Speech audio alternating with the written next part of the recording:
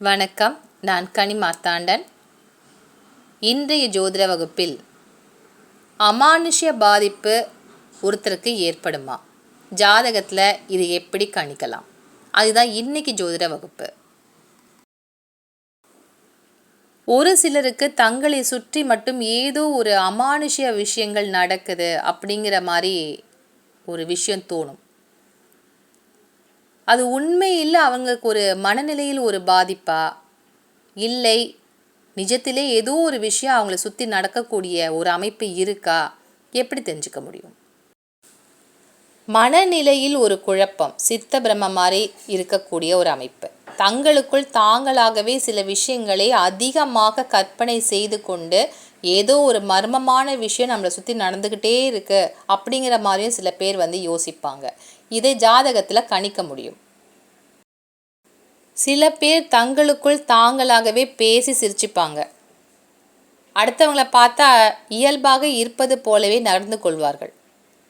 கொஞ்ச நேரத்துக்கு முன்னாடி ஏதோ அவங்களாவே பேசி சிரிச்சுக்கிட்டாங்களே, இல்லை அவங்களாவே பேசி அழுவாங்க. தங்களுக்குள் தாங்களாகவே சில விஷயங்கள் நடந்துருச்சு அப்படிங்கிற மாதிரி அவங்களாகவே பேசி சிரிப்பாங்க. இதுக்கு பேர் சித்த பிரமைன்னு சொல்லுவோம்.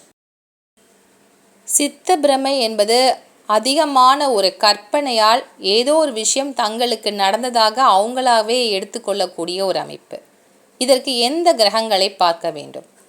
ஜாதகத்தில் சந்திரனே மனக்காரகன். இந்த சந்திரனுடன் ராகு அல்லது கேது சேரக்கூடிய ஒரு அமைப்பு இருக்கு அப்படின்னு சொன்னால் ஜாதகருக்கு மனநிலையில் ஏதாவது ஒரு குழப்பத்தை தரும். இந்த மனநிலை சரியில்லாமல் போவதற்கும் முக்கியமான காரணம் சந்திரனுடன் ராகு அல்லது கேது சேரக்கூடிய அமைப்பு. சந்திரன் ராகும் அல்லது கேது ஒரே ராசி கட்டத்தில் இணையக்கூடிய அமைப்பு என்பது ஏற்படலாம். அப்படி இல்லை என்றால் சந்திரன் இருக்கக்கூடிய அதே ராசி கட்டத்திற்கு 1, 5, 9 ஆகிய ஸ்தானங்களில் ராகு அல்லது கேது இருக்கக்கூடிய அமைப்பு என்பது இருந்தால் அந்த ஜாதகருக்கு இது மாதிரி ஒரு குழப்பங்கள் அதிகமான கற்பனையால் ஏற்படலாம். சந்திரனுக்கு முன்பாக அல்லது சந்திரனுக்கு அடுத்த கட்டத்தில் ராகு அல்லது கேது இருந்தாலும் அந்த ஜாதகருக்கு ஒரு மனநிலையில் குழப்பத்தை தரும்.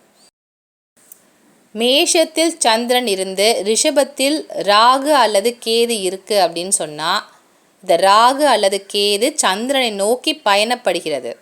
சந்திரன் எப்பொழுதுமே நேர்கதியில் செல்லக்கூடிய கிரகம் அப்படிங்கிறதுனால மேஷத்தில் இருக்கக்கூடிய சந்திரன் ரிஷபத்தில் இருக்கக்கூடிய ராகு அல்லது கேதுவுடன் சேரக்கூடிய அமைப்பு என்பது உண்டு. சந்திரன் மேஷ ராசியில் இருந்து மீனத்தில் ராகு அல்லது கேது இருக்கு அப்படின்னு சொன்னால் சந்திரனை தொட்டு வந்த ராகு அப்படின்னு எடுத்துக்கணும். ஏனென்றால் இந்த ராகு கேது எப்பொழுதுமே வக்ர கதியில் தான் இயங்குவார்கள். மீனத்தில் ராகு அல்லது கேது வருகிறது அப்படின்னு சொன்னால் அதற்கு முன்பாக இருந்த ராசி கட்டம் மேஷ ராசி கட்டமாக இருக்கும். மேஷத்தில் இருக்கக்கூடிய சந்திரனை தொட்டு தான் இந்த ராகு கேதுக்கள் மீன ராசிக்குள் நுழைந்திருப்பார்கள்.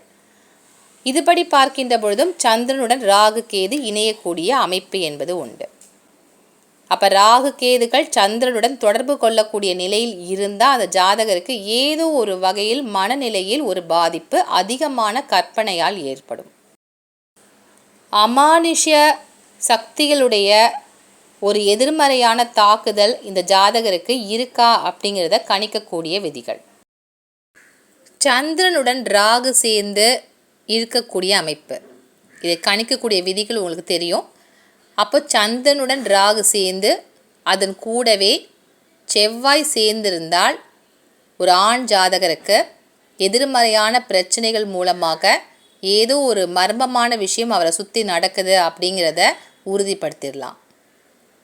சந்திரனுடன் ராகு அல்லது கேது சேர்ந்து சுக்கிரனும் சேர்ந்து அமர்ந்திருந்தால் ஒரு பெண் ஜாதகத்தில் அந்த ஜாதகிக்கு ஏதோ ஒரு வகையில் ஒரு மர்மமான விஷயம் அந்த பெண்ணை தாக்குகிறது, ஏதோ ஒரு மனநிலையில் ஒரு குழப்பத்தை தருகிறது அப்படிங்கிறத நம்ம உறுதி செய்து கொள்ளலாம்.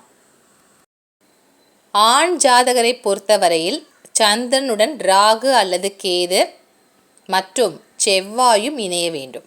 பெண் ஜாதகத்தில் சந்திரன், ராகு மற்றும் சுக்கிர கிரகம் இணைய வேண்டும். இந்த 3 கிரகங்களும் ஒரே ராசி கட்டத்தில் இருந்தாலும் பாதிப்பு ஏற்படும். இல்லை அடுத்தடுத்த கட்டங்களில் இந்த கிரகங்கள் இருந்தாலும் அந்த ஜாதகிக்கு இல்லை ஜாதகருக்கு பிரச்சனை என்பது ஏற்படும். இல்லை சந்திரன் இருக்கக்கூடிய ராசிக்கு 1, 5, 9 ஆகிய ஸ்தானங்களில் இருந்தாலும் எதிர்மறையான பிரச்சனைகள் அவர்களை சுற்றி இருக்கு அப்படிங்கிறத இந்த கணிப்பின் மூலமாக நம்ம தெரிஞ்சுக்கலாம்.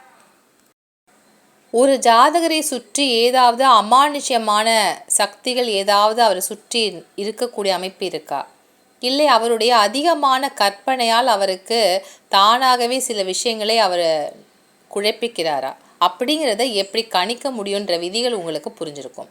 இந்த விதிகளை நீங்கள் பார்த்தீங்கன்னா அப்போ ஜாதகருக்கு உண்மையிலே பிரச்சனை இருக்குது, இல்லை அவராகவே சில விஷயங்களை குழம்பிக்கிறாரு அப்படிங்கிறத நீங்கள் நன்றாக புரிந்து கொள்ள முடியும். மீண்டும் அடுத்த வகுப்பில் உங்களை சந்திக்கின்றேன். நன்றி, வணக்கம்.